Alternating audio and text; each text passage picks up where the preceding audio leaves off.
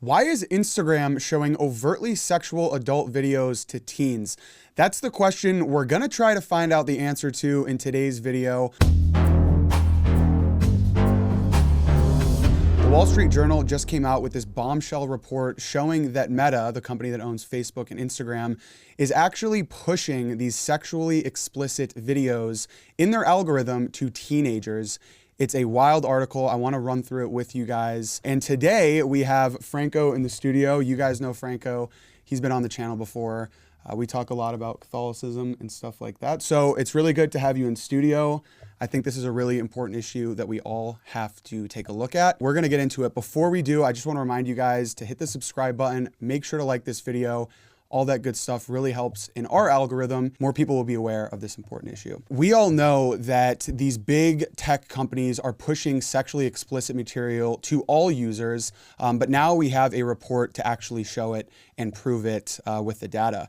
But have you seen this trend, and have you seen other people talk about the sexualization of young people, especially as it pertains to, you know, the online world? I mean, there's a lot of sexualization to the that is shown in social media. I mean, you look at OnlyFans, you look at even women that just, and this might be a little controversial, but you look at women that claim to be of the Christian faith or even just conservatives, and they're just clearly dressing immodestly, like just dressing in a way that is not. If a woman saw that back in like the 1950s or something like that, a time when conservatives like would say like, oh, that was a good time, they would like that would be a scandal. Like that would literally be a scandal. They were dressing like that. So not even with just OnlyFans, but even just with in our own conservative movement, that's just huge sexualization all over the internet, essentially. Yeah, I definitely think we've been desensitized to how sexual our society has gotten. Like you said, whether it's online or in real life.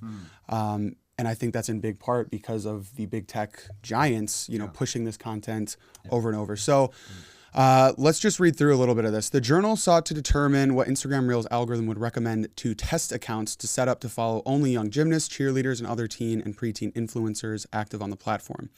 Instagram's system served jarring doses of salacious content to those test accounts, including risque footage of children, as well as overtly sexual videos and ads for some of the biggest US brands. We obviously aren't going to show these videos, but they did describe them down here. You have adult content creator uncrossing legs to reveal her underwear, young women wearing lingerie and a furry tail poses with fake blood dripping from her mouth, a child in a bathing suit records herself posing in a mirror. These are all videos that are being pushed by Meta in the algorithm to young teens, these test accounts that they set up. And it's pretty insane. Some of these descriptions, I can't imagine as a young person seeing this type of content for the first time. It's definitely very rampant. Anecdotally in my own life, I don't use the, the For You feed a lot, but it's funny. My girlfriend and I were hanging out and I clicked the For You page and a couple accounts popped up with girls in bikinis. And she was like, you know, why are you following these accounts? It only pushes this to you if you're following it. And I was like, no, it's just, it pushes it to everybody. So for the next 2 weeks, I went to the For You page. I would block every account that it shows up. I think I have like 300 of these accounts blocked. And I refresh the page in front of her and they keep coming over and over and over and over. The thing is, like with the algorithm on TikTok, this is from what I've seen. I'm pretty sure this is how it works. And of course, the people that do the algorithm professionally, you can fact check me on this if I'm saying something that's not conducive to what it actually is. But from what I've seen is that the algorithm on TikTok will show you what you usually watch. Like even if you don't follow the accounts, like, it'll show you that. However, saving grace for you is that when you start a new account, and I start like a lot of new accounts because I do like, you know, some stuff for other companies and whatnot, right? So when I start new accounts, they show you a bunch of sexual stuff, women in bikinis, all that stuff, right? These are brand new accounts that you make, and they just show you that. So if you're a person that doesn't use the For You page at all, and you probably are like on the following or something like that, I'm gonna take a guess that it's probably staying on that default of what TikTok wants you to see, which is all the women in bikinis and whatever. You know, this is something that we see across platforms, not just Instagram. I'm more of an Instagram guy than TikTok, but we definitely see it on TikTok. Here's an example of a paid ad on TikTok targeted at teens, and you guys can see kind of the content that we're talking about. At work? Do you have a lot of tension? Visit a massage parlor in your city, which will help you relax and feel a burst of strength and energy. Check it out. I mean, this isn't as bad as the videos that they were describing in the Wall Street Journal article, but it's still overtly sexual. You know, you see these themes and you see images like this. And to think that they're pushing this on teens is pretty ridiculous. And again, let's talk about other platforms. You know, this is just coming out on Instagram, but we've seen this across platforms. Last year, I exposed Spotify. I did a report talking about how Spotify was pushing to kids in their algorithm this sexually explicit material, you know, literal pornography on Spotify. You turn the child locks on and it still comes through their algorithm. Like you were talking about on TikTok, you see it on Instagram. Last year, again, I exposed YouTube Kids was pushing this gender ideology, was pushing sexually themed videos to kids on a platform that champions themselves as being child friendly. So it really seems like there's no corner of the internet anymore that you're not going to get pushed this sexually explicit material. And it's pretty wild that this is getting so mainstream. And I think people are becoming desensitized to it. But it's good to see articles like this, you know, coming out and exposing it. Mm-hmm. Yeah. I mean, what do you think about just the sexualization of our society, specifically on the internet? I mean, is it something that people and your followers talk to you about?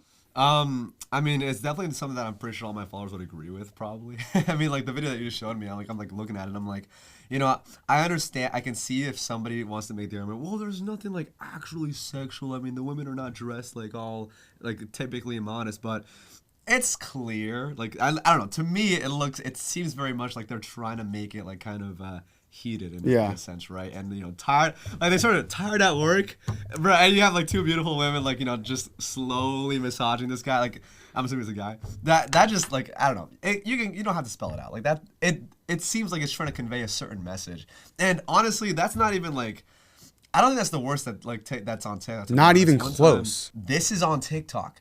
The majority, like a lot of, maybe not the majority, but like a lot of the audience and an absurd amount of people on the audience of TikTok are kids. They're literally kids. Yeah. And like that was there getting pushed by the algorithm. It was on my For You page. That's what I found. I'm like, bruh. That's and when people say that this isn't super sexual, the problem with that argument is that stuff like this leads to young minds wanting to find out more. They're curious. They want to find the next thing, the next thing, the next thing.